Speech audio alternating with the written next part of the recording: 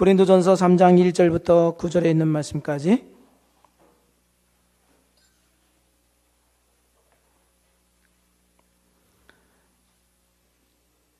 저와 한 절씩 교독합니다. 형제들아, 내가 신령한 자들을 대함과 같이 너희에게 말할 수 없어서 육신에 속한 자 곧 그리스도 안에서 어린아이들을 대함과 같이 하노라.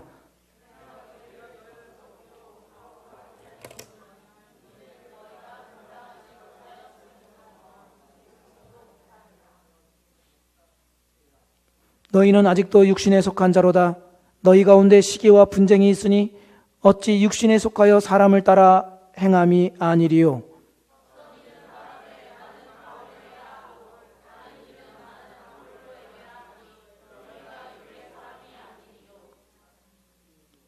그런즉 아볼로는 무엇이며 바울은 무엇이냐? 그들은 주께서 각각 주신 대로 너희로 하여금 믿게 한 사역자들이니라.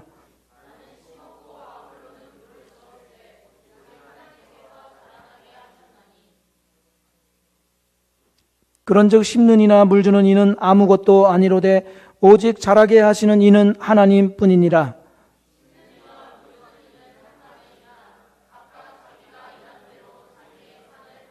같이 우리는 하나님의 동력자들이요 너희는 하나님의 밭이요 하나님의 집이니라. 아멘. 다시 한번 우리 양옆과 앞에 있는 분들 인사 나눌까요? 사랑하고 축복합니다.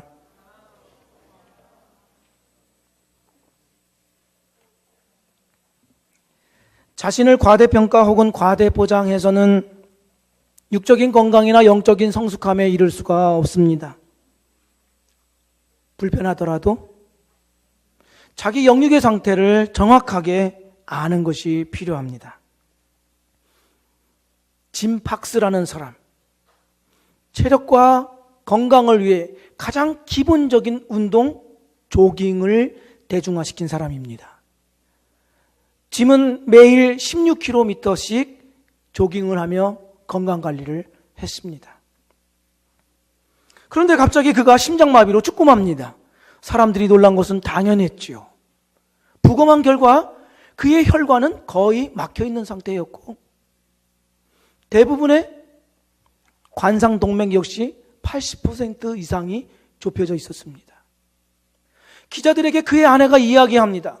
그는 병원에 가서 진단을 받기를 약속했지만 가지 않았습니다.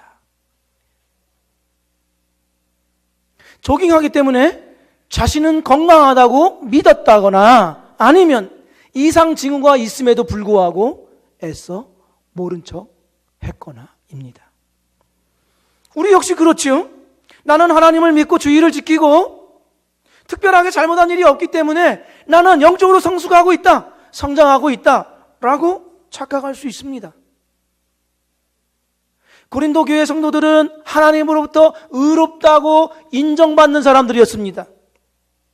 과연 이들만큼이나 하나님으로부터 신령한 은사를 받은 사람들이 있을까 할 정도의 그런 은사가 많은 교회였으나 사도 바울은 그들을 향하여서 말하기를 영적인 어린 아이다 라고 진단합니다.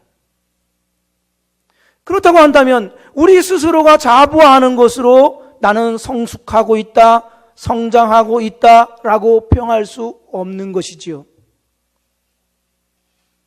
이 시간에 우리가 이 말씀을 통하여서 우리 자신의 영적 상태를 직면하고 그 상태를 제대로 확인함으로써 성장의 도약 발판이 되기를 주의 이름으로 축복드립니다. 고린도 교회 성도들의 영적 상태에 대해서 바울의 진단은 이렇습니다. 영에 속한 자가 되어야 하나 육신에 속한 자 어린 아이다 라고 말하죠. 1절 말씀에 형제자매 여러분, 나는 영에 속한 사람에게 말하듯이 여러분에게 할 수 없어서 육에 속한 사람 곧 그리스도 안에서 어린아이와 같은 사람에게 말하듯이 하고 하였습니다. 여기에서 바울은 두 가지 부류의 사람에 대해서 이야기하죠. 영에 속한 사람, 육에 속한 사람. 영에 속했다는 것은 성령으로 말미암아 태어난 새로운 생명을 얻은 사람을 말합니다. 성령께서 우리의 영을 새롭게 해주셔서 영에 대하여 관심을 갖게 되고 영의 일에 애착을 갖게 되고 영의 일에 대하여 기쁨과 만족을 얻는 사람을 말합니다. 곧 우리가 말하듯이 하나님을 중심에 모시고 하나님 중심적인 삶을 사는 변화된 삶, 그것을 영에 속한 사람, 이렇게 이야기합니다. 그러나 이것은 우리의 의지로 되는 것이 아니지요. 에베소서 1장 17절 19절에 성령께서 이 일을 하셨다라고 말씀합니다. 나는 우리 주 예수 그리스도의 하나님 영광의 아버지께서 여러분에게 지혜와 계시의 성령을 주셔서 하나님을 더욱 잘 알게 해주시고 여러분의 마음의 눈을 밝히셔서 부르심을 받은 여러분의 희망이 무엇이며 성도들이 하늘나라에서 받게 될 영광스러운 축복이 얼마나 풍성한가를 알게 해주시고 또 믿는 우리 속에서 강한 능력으로 역사하시는 하나님의 권능이 얼마나 큰가를 알게 하시기를 기도합니다. 지금 사도 바울이 무엇을 말하고 있습니까? 성령님의 인도하심으로 신자가 하나님의 영광을 추구하는 삶이 되었다, 이렇게 이야기합니다. 신령한 것을 추구하는 삶은 우리의 노력이나 천성에 의한 것이 아니라는 것입니다. 오직 성령의 은혜의 작용으로 인한 것이다, 사도 바울이 이렇게 못 박아 말씀합니다. 그래서 신자는 그 모든 정서에 신령한 것에 애착을 갖고 그 정성을 모두어서 하나님께 집중하는 삶을 살게 되죠. 이러한 이유 때문에 성경은 신자들에게 영적인 것을 추구하라, 영적인 것을 사모하라, 이렇게 권면의 말씀을 끊임없이 들려주시는 것입니다. 일례로 사도 바울은 이렇게 요구하지요. 위의 것을 생각하고 땅의 것을 생각하지 말라, 그렇게 얘기합니다. 성도들에게 이 말씀을 합니다. 여기에 생각하다는 말이 있죠. 이 생각하다는 말의 단어는 마음에 깊이 두다, 애착을 가지다라는 뜻입니다. 너희들은 성령으로 변화된 사람이니 하나님의 것에 마음을 깊이 두고 애착을 가지라라고 이야기하는 것이죠. 어떤 것에 몰두하는 것을 말합니다. 마치 새끼 원숭이가 어미 원숭이에게 착 달라붙어서 떨어질 생각을 안 하는 그러한 모양을 말하지요. 영에 속한 사람. 그러나 육신에 속한 사람은 정반대입니다. 이사야 32장 6절 7절 말씀을 참고로 보자면 이렇습니다. 어리석은 사람은 어리석은 말을 하며 그 마음으로 악을 좋아하여 불경건한 일을 하며 주께 함부로 말을 하고 굶주린 사람에게 먹을거리를 주지 않고 목마른 사람에게 마실 물을 주지 않습니다. 우둔한 사람은 악해서 간계나 꾸미며 힘없는 사람들이 정당한 권리를 주장해도 거짓말로 그 가난한 사람들을 파멸시킵니다. 이 말씀 잘 보십시오. 육에 속한 사람의 특징에 대해 뭐라고 이야기하냐면 그 마음으로 악을 좋아하는 자라고 하였습니다. 이들이 어리석은 말을 하거나 자기 욕심을 위해서 다른 사람을 고통스럽게 만들기 전에 그 마음이 악을 좋아하는 자입니다. 악을 좋아하기 때문에 겉으로 드러나는 것이 불경건한 삶을 사는 것이지요. 그 본 성향이 악을 좋아합니다. 이들은 어쩌다가 악한 계획을 세우거나 자기 탐욕을 위하여 거짓된 말을 하는 것이 아닙니다. 그들 마음은 항상 악하고 탐욕적입니다. 그래서 그 탐욕에 자극이 되는 외부적인 것이 들어오기만 하면 곧 그 탐욕이 발동하게 되어 있습니다. 저 북이스라엘의 악한 왕 중에 한 사람인 아합 기억하십니까? 처음 들었다고 하지 마시고, 이 악한 왕 아합에 대해서 성경은 누구라고 표현하고 있냐면 스스로 팔린 자라고 말합니다. 무슨 뜻입니까? 그 마음이 항상 죄의 충동을 받아서 그 탐욕을 위한 외부적인 자극이 들어오기만 하면 발동하는 사람, 육신에 속한 사람, 하나님과 상관없는 사람, 이런 뜻입니다. 그런데 지금 바울이 왜 이 이야기를 하고 있습니까? 고린도 교회 성도들은 영에 속한 자입니다. 영에 속한 자로서 영의 일에 관심을 갖고 애착을 갖고 그것에 전념할 것을 기대했지만 그렇지 않다는 것입니다. 영에 속해 있음에도 불구하고 육의 성향과 원리를 따라가는 영적인 어린아이라는 것이죠. 그래서 육신에 속한 자처럼 되었다, 이렇게 지적하고 있는 것입니다. 즉 우리가 하나님의 자녀입니다. 아멘입니까? 우리는 하나님의 자녀이고 하나님의 백성이고 영에 속한 자입니다. 그럼에도 불구하고 세상 사람처럼 살 수 있다는 말입니다.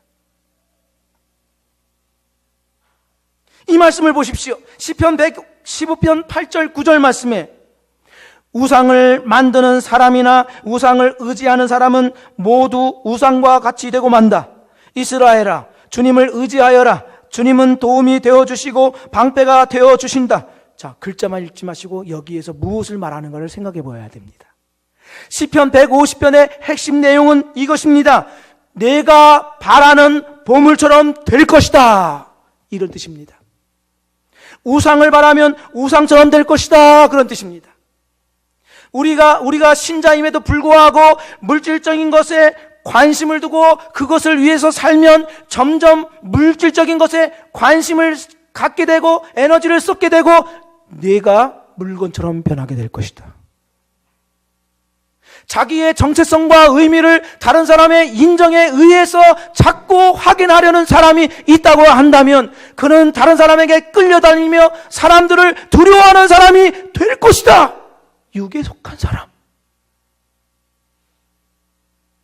그러나 그리스도 예수를 가장 소중히 여기며 가장 귀한 보물로 여기는 사람이라고 한다면 그리스도의 성품이 너의 안에서 자랄 것이다. 아멘입니까?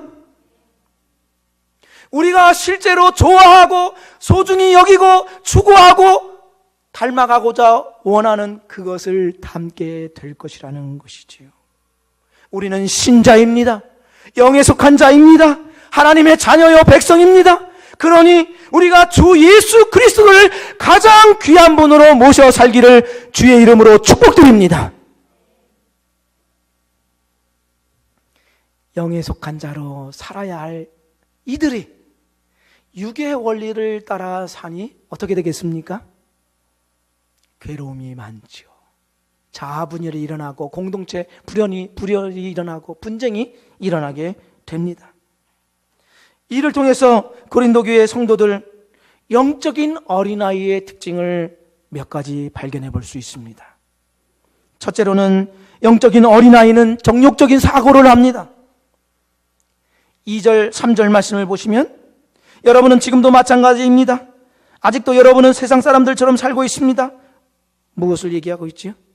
고린도 교회의 성도들은 영적인 것에 지배를 받는 것이 아니라 육적인 것에 지배를 받고 있다, 그런 말입니다. 반육 상태가 멈추어 있다는 것이죠. 어린아이입니다. 그들에게서 마땅히 기대할 수 있는 역할과 그들의 삶을 기대할 수 없다, 이런 뜻입니다. 그가 말하는 거 들어보면 청산유수입니다. 예수를 잘 믿는 것 같습니다. 교회 생활 ABCD 그에게 물어보면 다 압니다. 그러나 자기가 좋아하고 원하는 것만 취하려고 합니다. 어린아이죠. 그는 이렇게 생각합니다. 사랑한다면 좋은 것만 주어야 한다고 말합니다. 야단하고 꾸짖으면 자기를 미워한다고 상처받습니다. 어린아이죠.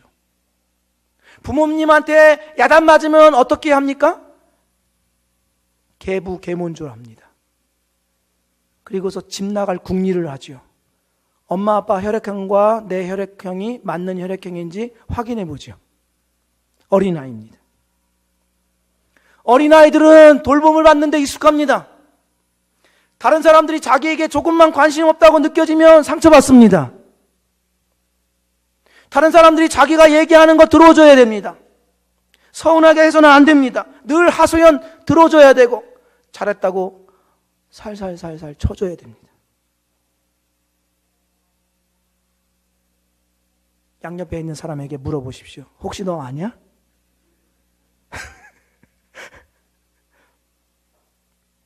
어느 교회 목사님은 예배 끝나면 성도들이라고 인사 안 한대요. 따로 인사하지 않는다고 그래요. 왜 그러냐니까. 한 성도와 더불어서 악수하다 보면 다른 사람 못 볼 수 있지요. 그럴 경우 있습니다. 그 사람이, 목사님이 자기한테 관심 없다고, 교회가 사랑이 없다고, 상처받았다고 이야기해서 아예 인사를 안 해버린다.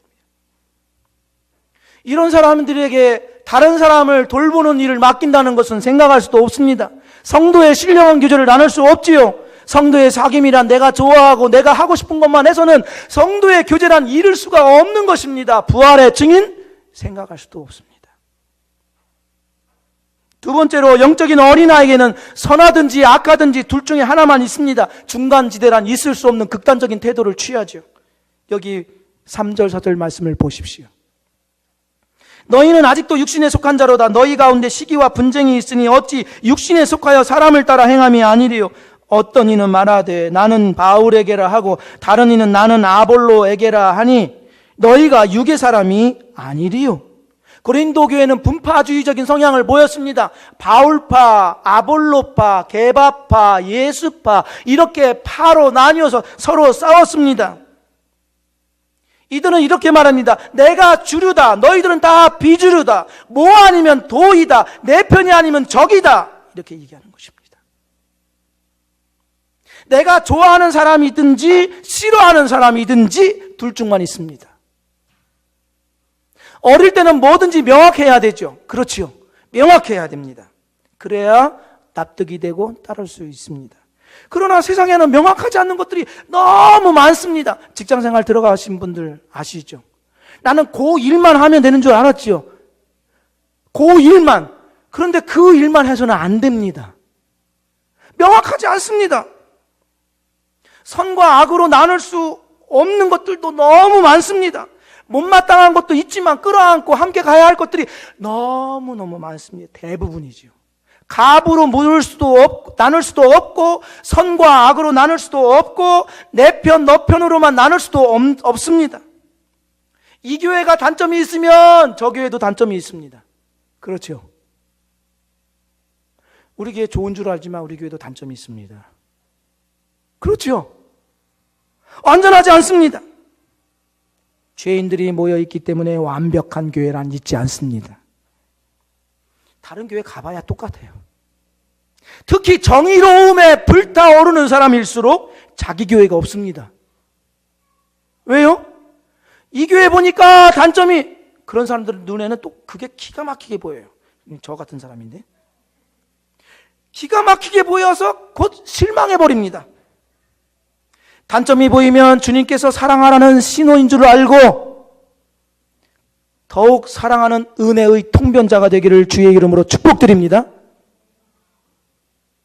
세 번째로, 영적인 아이들의 특징은 어떤 사람이나 그룹에 속해 있기 때문에 자신이 하나님의 일을 한다고 여깁니다. 3절 말씀을 다시 한번 보십시오. 너희는 아직도 육신에 속한 자로다. 너희 가운데 시기와 분쟁이 있으니 어찌 육신에 속하여 사람을 따라 행함이 아니리요. 분파주의자들, 영적인 어린아이들, 사람을 따라 행하는 자들입니다. 그들은 자신이 바울에게 속했고 아볼로에게 속했고 게바에게 속해 있기 때문에 자신이 바울과 같은 일을 하고 있고 아볼로와 같은 일을 하고 있고 게바와 같은 일을 하고 있다고 착각하고 있습니다. 그렇지 않습니다. 어느 유명한 설교자의 설교를 내가 들었다고 해서 어떤 훌륭한 신학자나 설교자를 추종한다고 해서 상급받는 것이 아닙니다. 기억하십시오. 상급받는 일을 해야 상급받는 겁니다. 놀라운 진리죠? 어느 이름난 교회에 다니고 그 교회 목회자로부터 지도를 받았기 때문에 성숙한 사람인 것은 아닙니다. 성숙해야 성숙한 사람이죠. 진리는 간단합니다. 성숙해야 성숙한 사람입니다. 또 여기에 비난받아야 할 마땅한 사람을 비난한다고 해서 자신이 더 신령하고 의로운 것 아닙니다. 별개의 문제입니다. 이름난 그룹이나 사람을 따름으로써 덩달아서 그들과 같이 성숙한 자가 되거나 그들과 같이 하나님의 일을 하는 것이 아닙니다. 자기 착각이죠. 실제로 내가 어떤 열매를 맺느냐가 중요합니다. 자, 여기 있는 우리는 자기 착각에서 벗어나서 자기를 직시할 수 있기를 바랍니다. 영적인 어린아이 특징. 그렇다고 한다면 이것이 고린도 교회의 문제였다고 한다면 이러한 고린도 교회를 향한 바울의 처방과 진단과 처방은 무엇입니까? 영적인 어린아이에서 성숙하기 위해서는 먼저 은혜의 언약에 따라서 하나님의 자녀됨을 확신해야 한다고 말씀합니다. 이것이 중요합니다. 은혜의 언약에 따라서 내가 하나님의 자녀 되었다는 것을 확신하는 것이 매우 중요하죠. 1절에서 바울은 형제들아 라고 말합니다. 형제들아. 9절에서도 이렇게 말합니다. 우리는 하나님의 동력자들이요 너희는 하나님의 밭이요 하나님의 집이니라. 그들이 영적인 갓난아기든 영적인 어린아이든 분명한 사실은 하나님 안에서 하나님의 사랑을 받는 한 형제 되었음을 사도 바울이 말하고 있습니다. 고린도 교회 성도들은 다른 사람의 것이 아닙니다. 어느 그룹에 속해 있는 사람이 아닙니다. 하나님의 것, 하나님의 소유입니다. 하나님의 자녀입니다. 영적 성숙의 정도에 따라서 하나님의 자녀로 받아들여지는 것이 아닙니다. 우리가 죄인 되었을 때 하나님께서 우리를 그의 백성 삼아 주셨습니다. 그들의 영적인 상태와 상관없이 하나님의 자녀로 이미 받아들여졌습니다. 그리고 하나님의 자녀로 더 성숙해져 가야 할 것이 고린도 교회의 정체성입니다. 2005년도에 삼성사회정신연구소에서 남녀 199명을 대상으로 심층 면접을 한 결과 한국인 4명 중에 3명이 정체성 폐쇄주의로 진단되었습니다. 이 정체성 폐쇄주의라는 것은 어떤 환경의 변화가 일어나면 유연하게 대처하지 못하고 극단적인 방법을 택한다는 것이죠. 자포자기하거나 자살, 일탈 행위. 그래서 우리 안에 있는 사회 병리적인 현상들이 이 정체성 폐쇄 위기와 맞물려 있다라고 진단을 했습니다. 보십시오. 누구인지 모르면 변화에 적응하지 못하고 이탈하게 됩니다. 삶의 방향을 잃어버리게 됩니다. 바울이 이것을 고린도 교회 성도들에게 지적하고 있는 것입니다. 고린도 교회 자신들이 누구인지 모르니까 이 사람에 따라서 요동하는 것입니다. 어린아이처럼 굴고 있다는 것입니다. 아볼로가 왜 있어야 하고 바울이 왜 있어야 하느냐 이런 말입니다. 이들 모두는 사역자, 너희들의 시중을 두는 사역자다 이런 뜻입니다. 바울은 누구이고 아볼로는 누구이냐, 우리가 왜 필요하냐, 너희들의 성장, 하나님의 백성다운 성장을 위해서 우리가 있게 된 것이다. 너희가 없으면 우리도 없는 것이다. 너희들의 자람을 돕기 위해서 우리가 존재하는 것이다. 그런데 누가 더 뛰어나다는 것이 너희들의 주제이냐? 누가 더 뛰어나고 탁월하다는 것으로 어리석은 논쟁과 분탕질과 시기 질투 싸움을 그만두어라. 너희가 중요하다. 하나님의 사랑을 받은 너희가 성장하는 것이 중요하다. 여기에 관심을 가져라. 이렇게 말하는 겁니다. 우리가 예수 그리스도의 십자가의 은혜를 받았다고 한다면, 십자가의 생명이 우리에게 있다고 한다면 어린아이 상태로 있는 것을 두려워해야 합니다. 생명은 자라남을 필연적으로 동반하게 되어 있습니다. 여러분이 교회를 몇 년 다녔다든지 집안 신앙이 4대째다 이렇게 얘기합니다. 4대는 요한계시록에 나오는 4대 교회인데 엄청 꾸지람을 듣는 교회였습니다. 우리 집안은 4대째다. 우리 할아버지가 목사님이었다. 우리 친척 중에 목사가 누가 있다. 장로가 몇 명 있다. 권사가 몇 명 있다. 아무 소용이 없습니다. 어떤 성경 공부나 어떤 훈련 과정을 마쳤다. 나는 어떤 목회자나 유명 신앙인과 상담할 수 있다. 메일을 주고받는다. 전혀 여러분의 영적인 상태와 관계가 없습니다. 중요한 것은 내가 하나님의 사랑을 받고 있는 자로 영적인 성장과 성숙이 끊임없이 일어나고 있느냐, 이것이 중요합니다. 인간의 비극이 왜 시작되었습니까? 영의 일에 관심을 두지 않고 외면하니 문제가 발생한 것입니다. 부수적인 것 때문에 부수적인 것으로 자신을 치장하려는 대신에 주님답게, 주님 자녀답게 계속적인 영적인 성장과 성숙이 일어나기를 축복합니다. 다음으로 우리가 영적인 어린아이에서 성숙한 신앙이 되기 위해서는 하나님의 큰 그림으로 보는 영적 안목이 필요합니다. 여기 표준 세번역으로 5절, 7절 말씀을 우리가 함께 읽겠습니다. 시작. 아볼로는 무엇이고 바울은 무엇입니까? 아볼로와 나는 여러분을 믿게 한 일꾼이며 주께서 우리에게 각각 맡겨주신 대로 일했을 뿐입니다. 나는 심고 아볼로는 물을 주었습니다. 그러나 하나님께서 자라게 하셨습니다. 바울은 고린도 교회를 세웠습니다. 아볼로는 그 교회가 안정되도록 말씀을 잘 가르치고 훈련시켰습니다. 자라도록 물을 준 것이죠.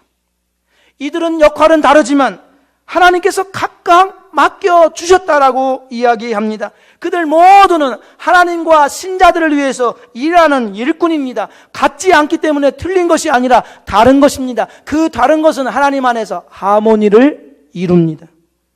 어린아이일수록 편가르기를 잘하지요. 내 편 나누지요. 그리고 단편적인 시각을 갖습니다. 하나만 보죠. 그러나 성숙한 사람은 전체를 보는 안목을 가져 있습니다. 한국에서 내노라 하는 어떤 목사님이 계셨는데요. 그 목사님은 목회를 너무 잘하셨습니다. 그런데 말년에 그 지도력은 비난받아야 마땅합니다. 여러 목회자들을 쫓아내서 교회로 하여금 상처를 주었습니다. 가슴이 아프죠. 그런데 이 목사님은 또 해외 나가서 공부하는 좋은 목사님들에게 장학금을 주어서 그 안에서 훌륭한 신학자들이 또 배출되었습니다. 뭔가 안 맞습니다. 그렇죠. 목회자들을 쫓아내서 상처를 주고 교회에 상처를 주고 한편으로는 훌륭한 신학자들과 교수들을 길러냈습니다. 뭐지? 앞뒤가 안 맞아서 한참 고민했습니다. 선과 악, 옳음과 그름으로 모든 것을 다 갈라놓을 수는 없습니다. 다 정리할 수 없지요. 그것들은 서로 섞여 있습니다. 만약에 우리가 어떤 사람에게서 선과 악을 구분해내겠다라고 칼을 들이내면 팔다리 다 잘라내야 됩니다. 얼굴도 반만 남을 수 있습니다.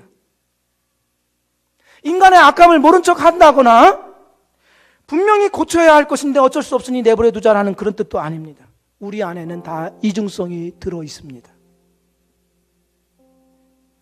잘남과 못남, 이해할 수 있는 부분과 이해할 수 없는 모순 덩어리가 우리 안에도 있습니다. 그것을 어떻게 구분해낼 수가 없지요.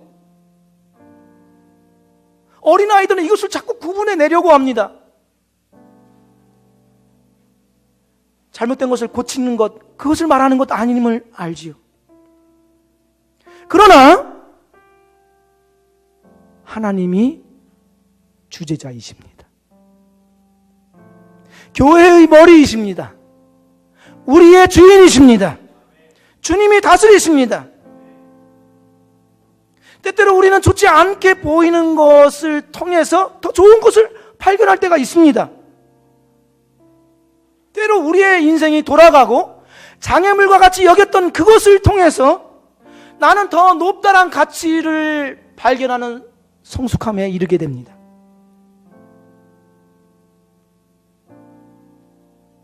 이상하죠. 그래서 저는 노리츠의 줄리안 말이 성경적이라 확신하고 너무 좋아합니다. 이 줄리안이라는 분은 하나님을 모든 좋음의 원천이다. 하나님을 모든 좋음의 원천이다. 하나님의 손으로는 모든 것을 좋은 것으로 만들 것이다. 그러면서 이 줄리치는 이렇게 말했습니다. 잘 될 것이다. 잘 될 것이다. 모든 것이 잘 될 것이다. 우리가 신자이기 때문에. 하나님의 손은 비비는 손과 같습니다. 들어가지 않았으면 좋겠고 저것은 뺐으면 좋겠는데 그 모든 것들을 다 한데 섞어가서 조화를 이룹니다. 내가 없으면 좋겠다는 것, 그것을 아름다움으로 빚어가지요. 그러니 어린아이처럼 쉽게 실망하는 일이랑 그만두십시오. 여러분의 인생에서도 실망하지 마십시오. 사람에 대해서도 실망하지 마십시오. 우리가 하나님이 아니고 하나님만이 하나님이십니다. 그 하나님을 신뢰하십시오. 뭐든지 선과 악으로 나누려고 하지 마십시오. 그러면서 우리 구주 예수 그리스도를 따라가십시오. 세상은 그것이 손해다, 거짓 뉴스. 그러면 우리는 어떻게 됩니까? 팩트 체크해야죠. 주님은 우리에게 절대 유익이 되십니다.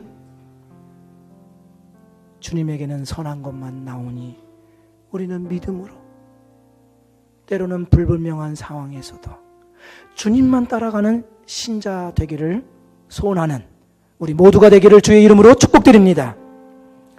기도드리겠습니다.